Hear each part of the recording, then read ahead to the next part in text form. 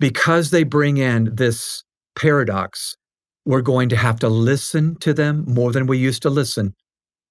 And we're going to have to coach more than we used to coach. Welcome to the Christian Leader Made Simple podcast. I really hope this episode helps you learn and master the skills you need to grow your leadership effectiveness and enjoyment. Be sure to hit the subscribe button to get notified as soon as I post a new session so you don't miss a single episode. I'd also greatly appreciate any reviews, likes, and shares that you can give me. It just helps me extend my reach to more people. So leaders, I know just how frustrating it can feel when you're in the weeds of work or ministry and life is chaotic, you're struggling to feel effective, and you're just not enjoying leadership as much as you could be. And so to help you, after many years of leadership and executive coaching, I've developed a framework called the Christian Leader Blueprint that'll guide you to find clarity in your life and leadership. It'll help you gain a better rhythm of life. It'll help you see yourself more clearly, to leverage your strengths, and you'll produce more productive relationships. It's a step-by-step guide to leadership transformation. And I have that in two formats now. I have a free short guide that you can find on ryanfranklin.org, and I have a book, The Christian Leader Blueprint. And you can find that in any format, including an audiobook, wherever you buy your books. I have a few more things on my website that you may be interested in, so just head on over to ryanfranklin.org and check it all out. And now, let's get to our session. Welcome to the Christian Leader Made Simple show. I'm your host, Ryan Franklin, and on the show today, we're talking about one of the most disruptive, but also most promising dynamics in leadership today. We're talking about Generation Z in the workforce. And our guest today is the one and only Dr. Tim Elmore. Dr. Elmore has spent decades studying the various generations and equipping leaders to engage them as well. And I want to tell you a few things about him. A neat fact to start is that he spent 20 years serving alongside John Maxwell before launching his own nonprofit in 2003 called Growing Leaders. And through his work, he has now equipped over 2.7 million students with leadership and emotional intelligence skills to help them succeed in life and in leadership.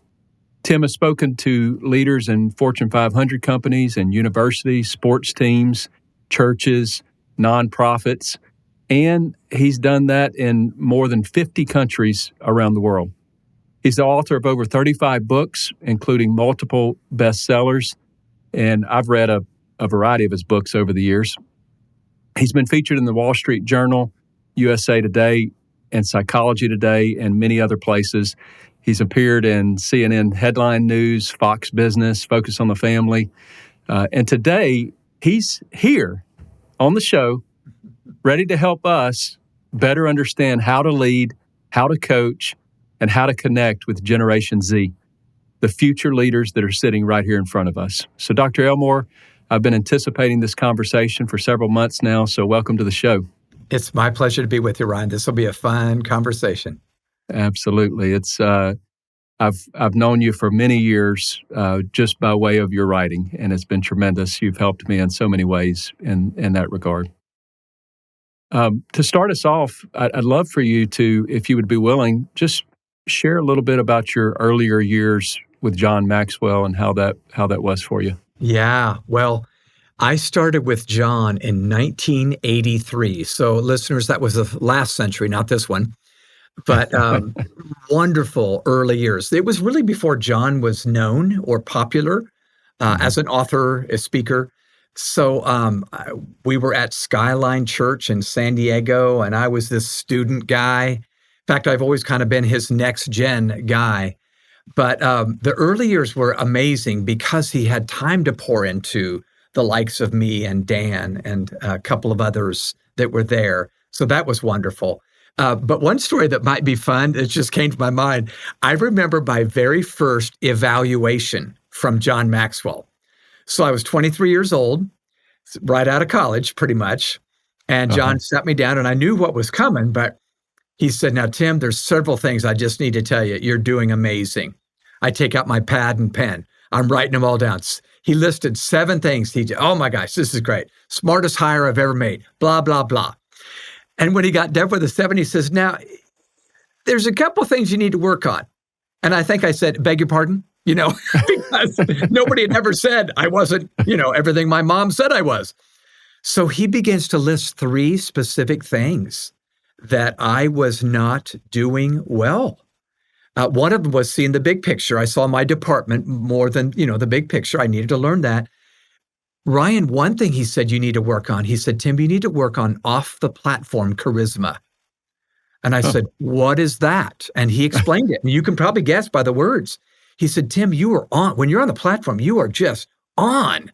But he said, when you walk off, it's like you want to curl up with a book and be alone. And I said, John, that's because when I'm off, I want to curl up with a book and be alone. But he really, you know how John is. He's just so bubbly all the time. He's just patting people on the back and shaking hands and kissing babies. And he taught me how to really be on when I was not on. And I'm so grateful. That's a neat story. That he just taught me some of those fundamental skills that, some people just never learn, and they're in their 50s. So anyway, I feel like I owe so much to him. And I now, every time I see him, I go, you have stock in every bit of fruit I'm bearing right now, John. He goes, I'll take it. So anyway. I love that. Yeah, I love that. Well, you've spent decades studying and leading young generations, and you have this brand new book out. It's called The Future Begins with Z. Yeah. I can't wait to get it. But it focuses specifically on Generation Z in the workforce.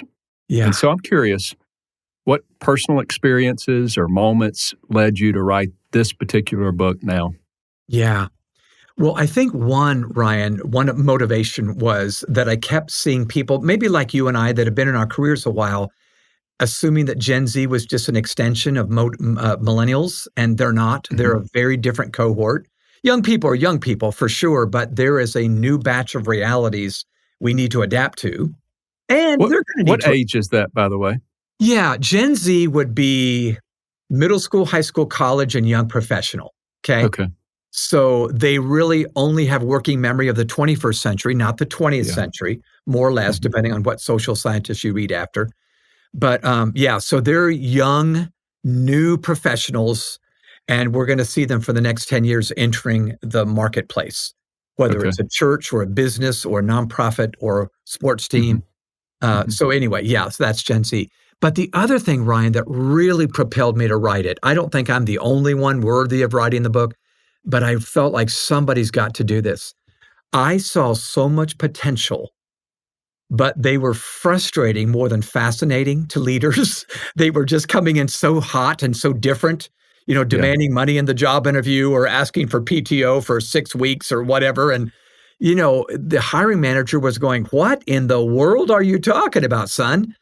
And so I found out, digging into some research, resumebuilder.com did some nationwide research, and they found out that 3 out of 4 managers say that Gen Z is the toughest generation to manage, and 30% fire them within the first week of their being on the job. Wow. So that's not a good sign. That's not a good path forward. That's fair to say, don't you think? It's not a good path forward. That's fair to say. So I thought I need to do some digging and find out, are these guys right that they're saying this, or have we stereotyped and we bought into some myths, and we need to turn our frustration into fascination? We need to stop being furious and start getting curious. Pardon these pithy phrases, and this book is about that. I learned so much. My empathy grew so deep for Gen Z, and I began to see, oh my gosh, they can see the future better than I can. And they're going to be our path to the future. So one last statement real quick. Yeah. I'm now asking employers, what if your greatest challenge right now, meaning Gen Z, could be your greatest solution to future challenges? I think that's what they're going to be for us, if we'll let them. Well, I'm glad that you did this research, because I'm 45 years old and I'm curious. In fact, I'm currently working with some Gen Zers. Okay. And so I'm excited and I've read portions of your book and enough to do the interview, but I'm definitely looking forward to the whole thing when it comes out. which by the time of this recording, it will be out. Yes. But Yes. you talked about the Peter Pan paradox. Yeah. Can you unpack that concept a little bit? Why is it so important for us to understand that? Yeah.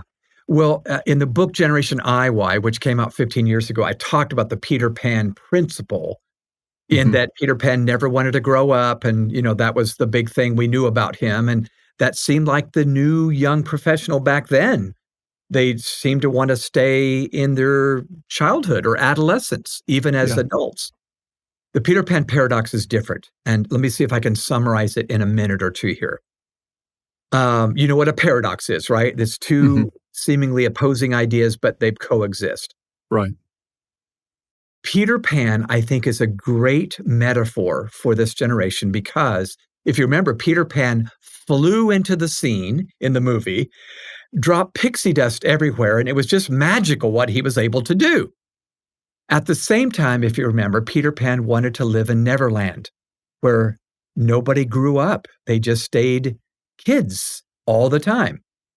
I think I'm seeing today a weird, weird scenario. It's a paradox.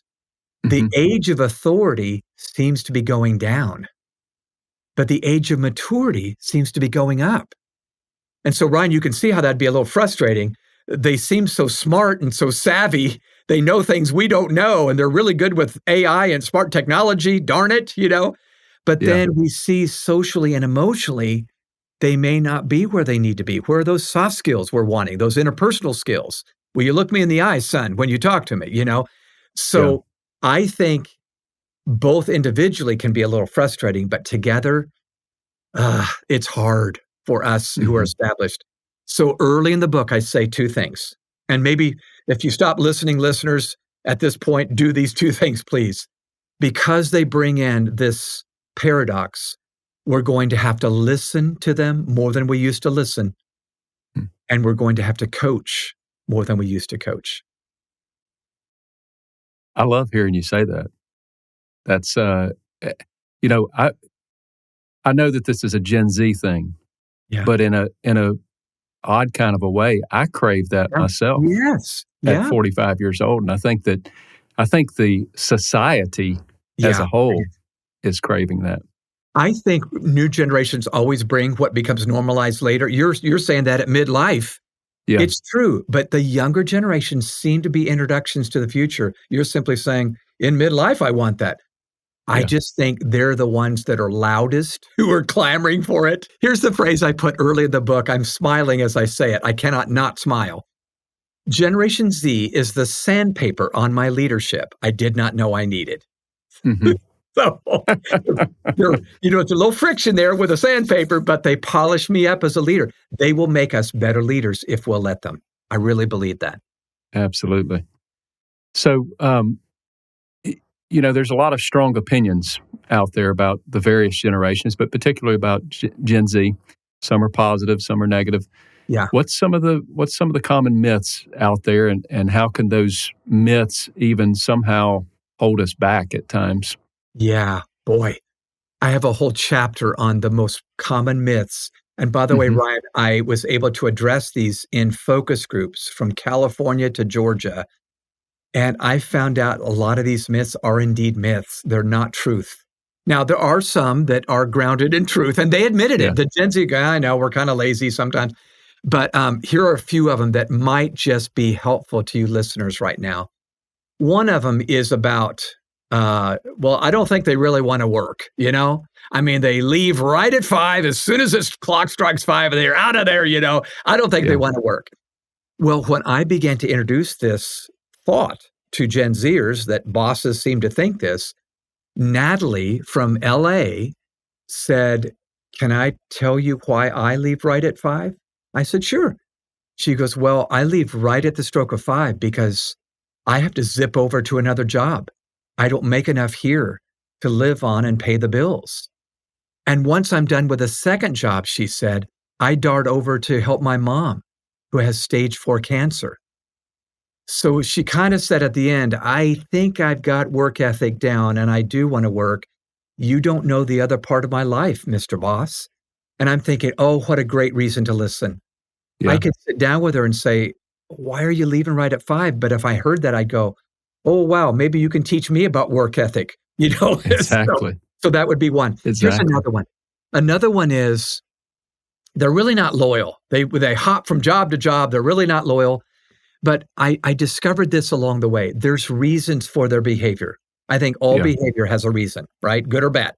Yeah. So they told me, in essence, we really want to be loyal. I mean, all good, healthy human beings want to be loyal, but it's loyalty more to a person, not an institution. Mhm. So my generation and older, we're loyal to institutions, this church or this building or this, corporation or whatever. I buy the same toothpaste from the same brand over and over and over. But if you think about 2020, Ryan, remember the pandemic hit us?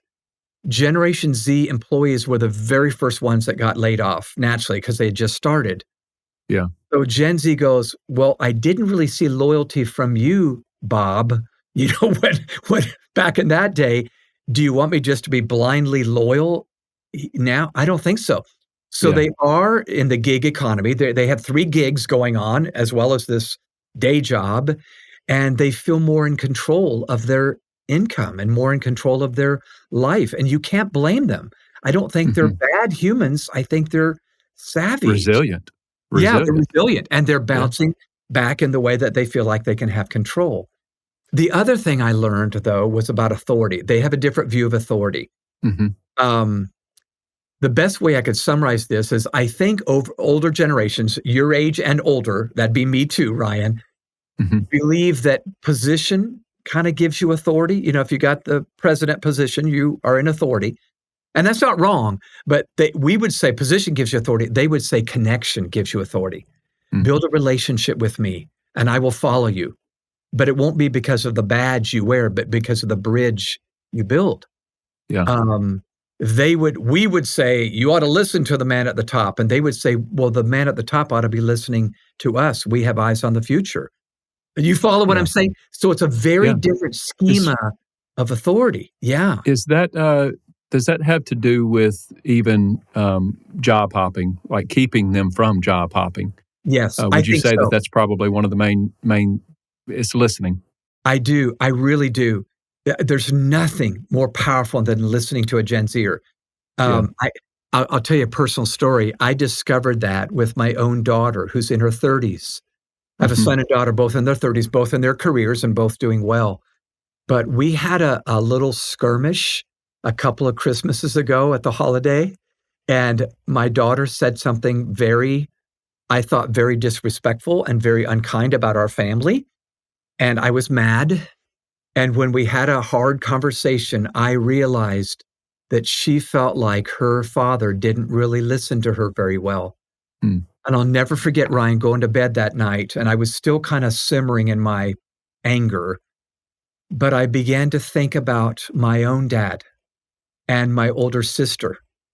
When my dad passed away at 90 years old, my sister didn't even want to talk at the funeral. She said, you go ahead Wow. and talk. I'm not going to talk. I don't want to talk. She had a view of him that was so awful. And I think it's because dad never really connected with her. Yeah. So you know what I did, Ryan? I called up my daughter and I said, Bethany, could we take a few minutes and talk? And she said, sure. And I said, I didn't say anything about the bad conversation that happened at Christmas. Yeah. Instead, I said, Bethany, it's dawned on me, I have not been a good listener. I've always said something to teach you, some talk to give, some new habitude to share or something like that. And I said, would you mind if every month we just hopped on the phone and all I did for an hour was just listen? She was quiet and she said, I'd love that. And so, excuse me. And so for the last several months, we have just spent phone time and all I've done is listened. But you know what I discover halfway into the conversation? She wants to ask me questions, but it's because I think I've earned my right to do that with listening. So before we continue on with the podcast, this episode is brought to you by Christian Leader Community Coaching. Are you a Christian leader who is overwhelmed by the complexity of trying to figure out how to grow your team? I want to introduce to you our Christian Leader Community Coaching program. We have an easy-to-use online platform that has a full archive of courses, supportive community, live group coaching, and elements that are customizable specifically for your team. And I've personally seen the quick and enormous impact that it can have on a team of leaders who are focused together on learning and mastering the skills needed to grow their leadership effectiveness and enjoyment. And we want to be a part of that with you. We want to help you create and implement a plan. The community is very much affordable, but I would say that you can't afford not to have focused growth within your team. Your results heavily depend on it. So don't wait any longer. Let's do this together. Go to ryanfranklin.org and join Christian Leader Community Coaching today. I look forward to seeing you and your team inside the community. And now, back to our podcast. You know, feedback can be tricky with any generation. A lot of what I do as an executive coach, I teach people how to give feedback properly with grace and truth and all of that. Yeah. But you say that Gen Z really has a reputation for being fragile. So how can we give honest, even tough feedback in a way that builds trust instead of, breaking trust? Yeah. Yeah, what I've noticed in the marketplace that's happening right now, which led to this chapter, is over the last decade or so, Amy Edmondson has been very helpful in the marketplace for building psychological safety at the workplace. You probably heard that term. And we should be psychologically safe, meaning it's safe to bring up anything, whether you're the boss or the employee, et cetera, et cetera. We need psychological safety. It's a good thing. But what I've noticed is through their college experience, many Gen Zers, not all, but many, have learned to weaponize psychological safety. The minute you have a hard conversation, they feel attacked. So hard is the new harsh, and I'm not psychologically safe here. And I just don't think that's true. Sometimes it's true, but many times it's not. So in the book, I talk about the approach I've learned to take through this research that has proven to be absolutely amazing. So it's an acronym. If you're making notes, listeners, or making mental notes, you know how we've said forever, never, never, this is the leg you got to stand on, meaning you can go to the bank on this statement. Right. I take the letters A-L-E-G, a leg, and they remind me of the 4 steps I need to take as I have a hard, corrective conversation. The letter A reminds me I need to start by asking, not telling. I want to tell them what they've done wrong, of course. But if I start with questions, what made you make that decision, or what led you to that conclusion? They feel valued because I'm asking them questions. You always feel valued when somebody older asks you questions. You're staying curious. You're being curious with them. Exactly. And that's exactly what we need to do. So when I ask questions, they feel valued. The letter L reminds me I need to listen well. Does very little good to ask questions, so I'm not willing to do the work of listening. And when I listen, they feel heard. And by the way, that's the number one request Gen Z has starting their jobs is I want to have a voice from day one. What communicates that you're hearing them in that listening phase? I think either asking a deeper question now, which tells them, you were paying attention. You were going deeper, not just saying, that reminds me of me, which is what we often do, So I think asking another question to follow up, showing that you want to go deeper, or sometimes the thing that shows them you're really listening is when you jump to the letter E in a leg, which is empathizing. And Ryan, empathizing means I do say things like, oh my gosh, I had no idea. Or, I bet that made you feel horrible when that happened. Or, oh my gosh, I'm beginning to get it. That tells them this man is listening to me, or this woman is listening to me. And I want to point out as well, you don't have to be a compassionate person to empathize. It's true. You can, would you agree? You can. I totally agree. In fact, it's a learned skill. I've learned it. Yeah, me too. I don't know if it's a male thing, Ryan, or what, or maybe I'm an old male, but I seem to have the answer right away, which I shouldn't. And I need to collect the data before I jump to conclusions like Natalie doesn't have any work ethic, and actually she's got a very good work ethic after all. Yeah. So I think I've learned to empathize. And even with my daughter, listening to her has helped me really go, of course you would make that decision. I now see the context for the conduct. So anyway, so ask, they feel valued, listen, they feel heard, empathize, they feel understood, which leads me to the letter G, which is what I wanted to do in the first place. I can guide them now. And that's what I wanted to do, but now I've earned my right to do that. See what I'm saying? That not through my position, but through my relationship with them. I've done it through a bridge, not a badge. So in a simplistic form, you just outlined coaching techniques. I think you're Asking, right. Yeah. Listening, empathy, and guiding. Yeah, I think you're right. And wouldn't you agree? I think it's evangelism. I think that's absolutely how we really do build some kind of connection. And that's what one thing you didn't mention in there is you didn't mention that you tell them. Yes. Yeah. You don't tell them. You're actually just guiding them, and there's a difference. It feels different. Right. Yeah, it's so true. And sometimes you can even guide with good questions. So maybe there's more questions at the end. But this is the key to the future, because I really do believe the age of authority is going down. I believe there's this time coming when the young will understand more than the old. That's already happening in my life. And I need to be listening and being mentored by, as well as mentor, that next gen that's coming along. Yeah. Yeah. What would you, a lot of what you're saying is as well intersects with emotional intelligence. Yes. Yeah. Would you agree with that? And is that an important part of Gen Z interaction? No doubt about it. In fact, there's a whole section in the book, The Future Begins with Z, on emotional intelligence. I think it's the one single skill that we need to build that will cover so many flaws in our life. Meaning I'm self-aware. I'm aware of how I'm coming across to them. I'm self-managing. I can manage my own emotions and not just fly off the handle and get angry or frustrated at them. Yeah. But it's also socially aware. So I'm aware of how the relationships around me are connected or disconnected. And then, of course, the fourth part of emotional intelligence, I'm managing the relationships of my life. Not all the people I meet this week, but those primary relationships. That is absolutely huge. You know what I told my own kids when they were growing up under our roof? I said, success in school is 75% IQ, 25% EQ. You get out in the working world, it's just the opposite. It's 75% EQ and 25% IQ. So I feel like that's, and the good news is we can build EQ. IQ doesn't change a lot. EQ can. Yeah, absolutely. It's learnable and coachable. Yeah.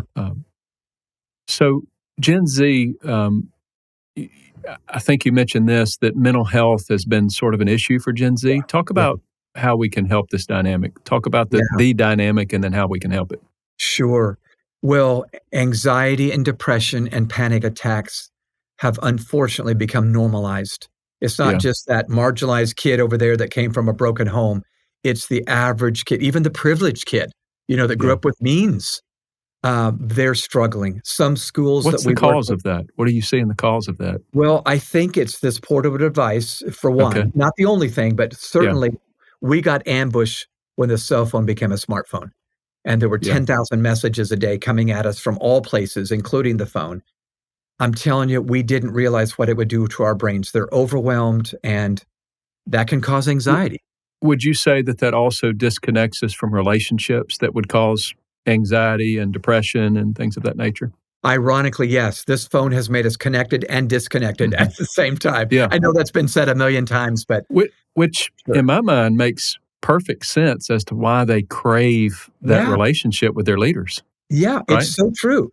And get this, Gen Z, of all four generations going to work right now, Gen Z was the first one that said, we want to go back to the office, knowing they have to build social capital. Boomers were fine in their pajamas at home or their sweats, or whatever, because we'd already built our social capital 40 years ago. But they, interestingly enough, that's a rumor or a myth, they just want to work from home. Well, they do love that autonomy, and they do think it communicates trust when we let them work from home. But they want to be with people in community, and sometimes we can help them build it by what we do at work. Yeah. Yeah. Absolutely. Anything else in regards to mental health that we can help with as leaders? Yeah. Couple of thoughts. One, I think if we're their leader or we have influence in their life, we need to help them build margin in their calendar. Hmm. Spaces where it's not filled with noise and clutter. Margin would make a huge difference in their feeling overwhelmed right now. Yeah. Another one, as silly as this sounds, is movement. We are a very sedate generation of people, old and young.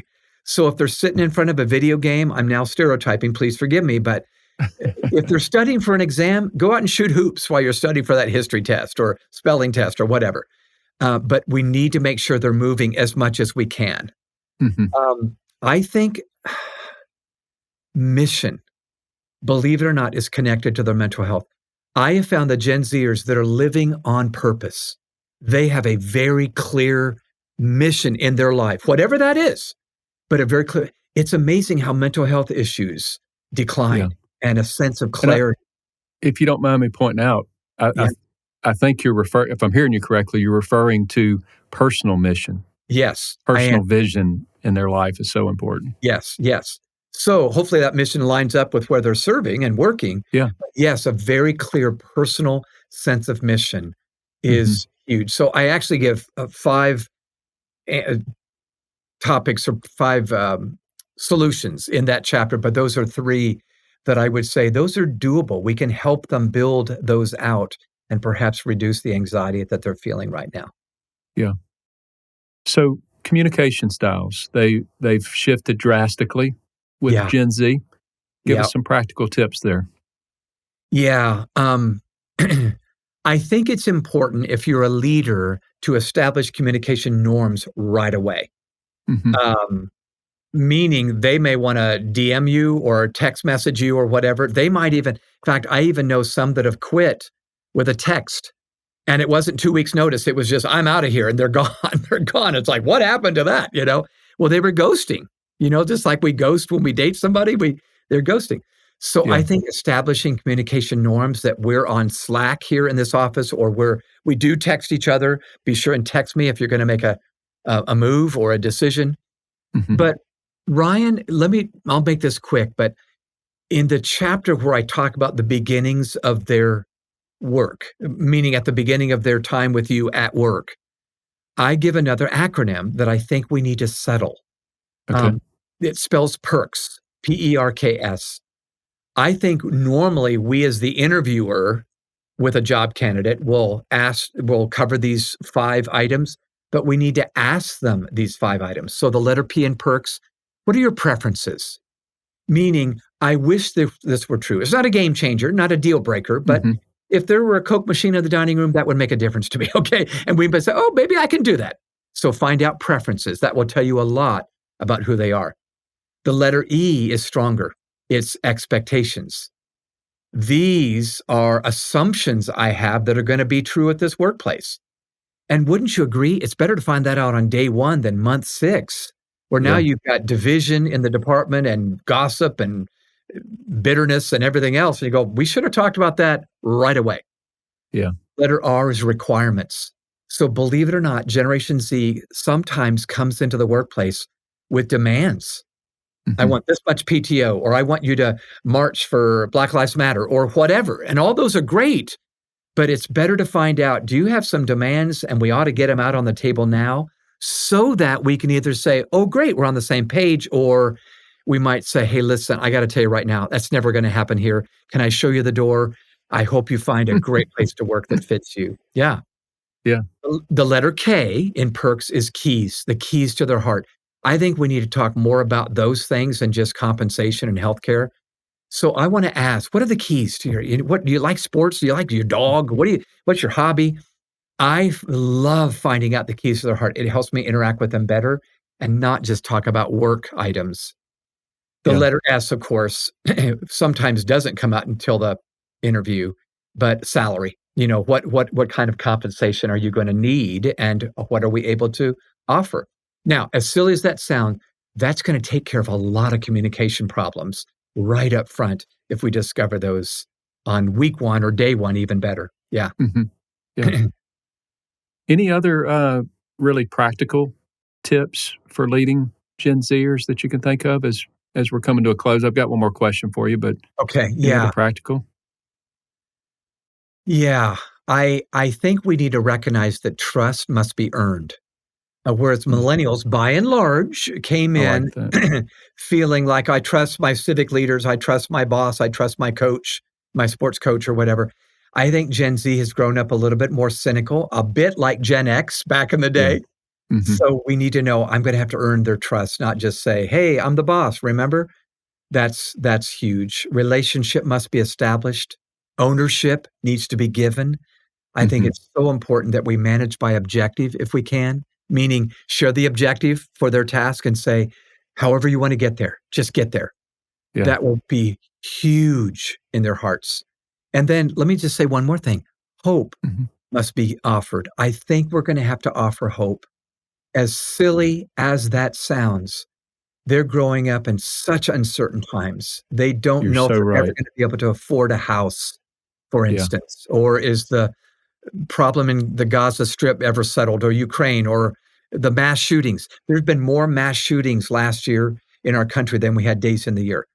So all that to say, these soft gifts could be huge along the way, and I Well, highly recommend them. Yeah. and what I'm hearing with in regards to this hope, this trust, um, it's sort of like uh, things, relational nutrients that communicate that we're present with them, that Yes. we're Yes. conveying the good with them, we're affirming them, validating them, accepting them, No doubt. and it's a that's a.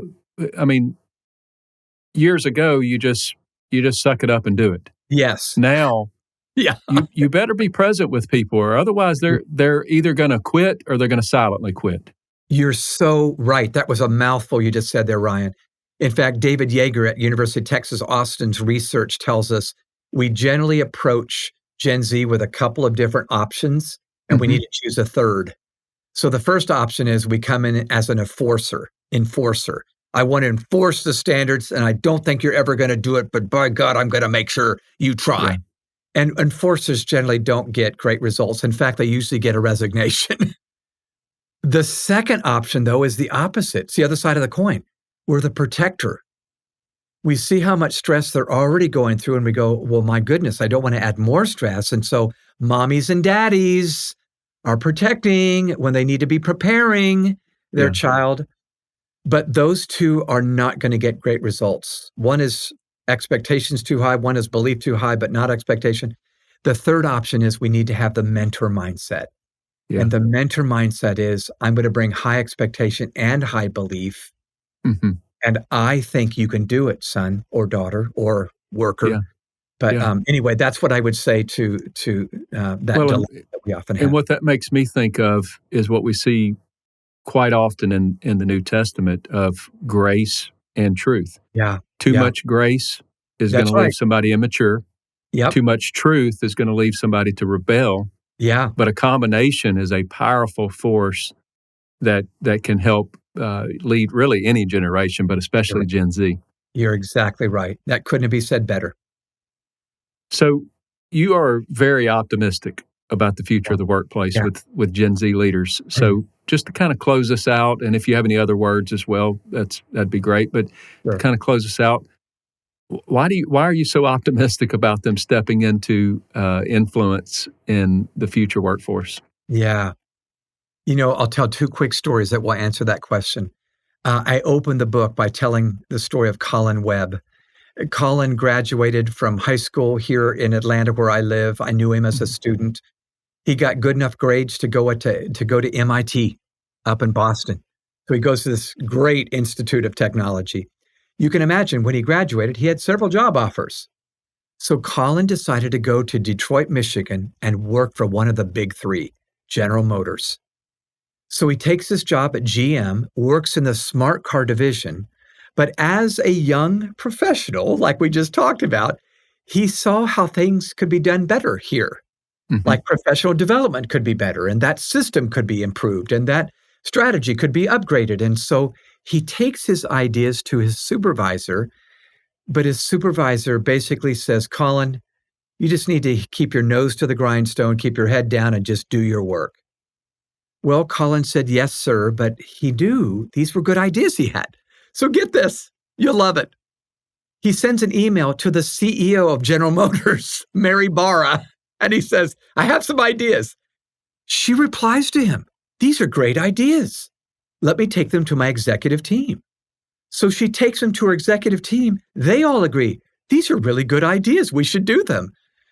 But Ryan, by the time those ideas move down the org chart to get to the middle managers and the supervisors, they die on the vine. In fact, his own supervisor reiterated, you just need to do your work. In fact, he said, you got to be here 8 years before you lead anything. So Colin stays a few more months, but by the end of the year, he quits.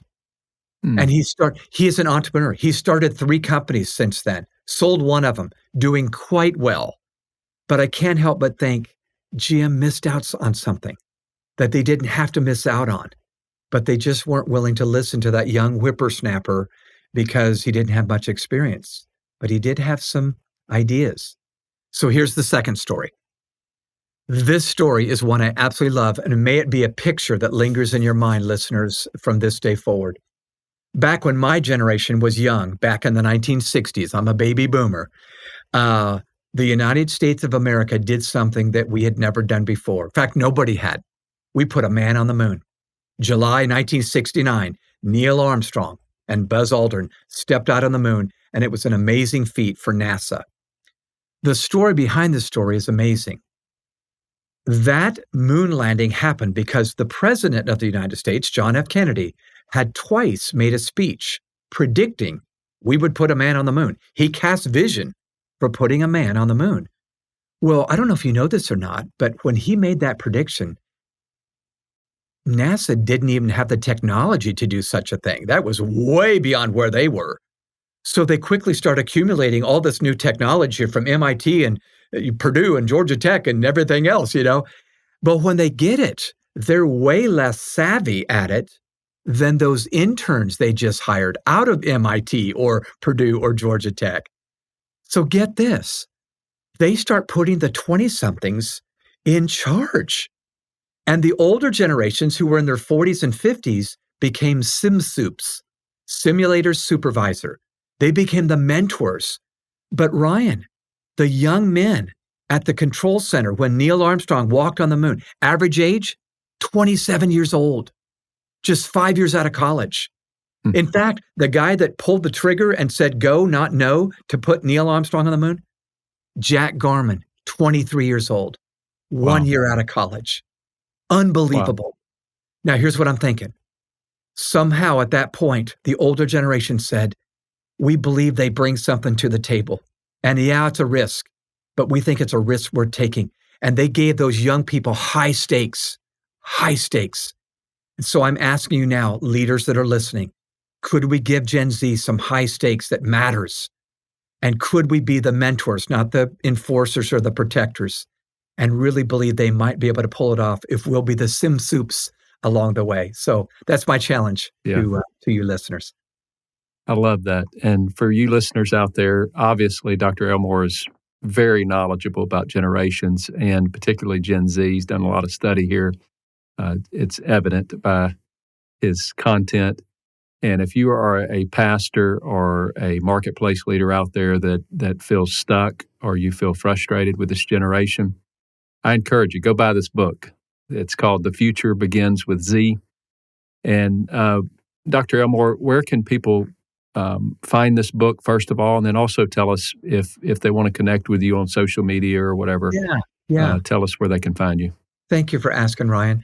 Well, you can get the book really anywhere books are sold, but we've set up a site, thefuturebeginswithz.com, thefuturebeginswithz.com, and you'll get all kind of bonus things there too. But you can go to Amazon and other places as well. Okay. But the best place to connect with me on social media, LinkedIn, Instagram, whatever, is at Tim Elmore. So just my name, at Tim Elmore. And my website is timelmore.com. So I'd love to stay in touch with like-minded people that believe in the next generation and want to see them stand on our shoulders when it's all said and done. Absolutely. And I'll put links to your website and where they can find the book as well. Dr. Elmore, thank you so much for being with us today and giving us your time. I know it's very valuable, and we cherish it. Thank you. It's been a great conversation with you, Ryan. Appreciate it. And so this concludes our show today. My name is Ryan Franklin. Thank you so much for joining us on the Christian Leader Made Simple podcast.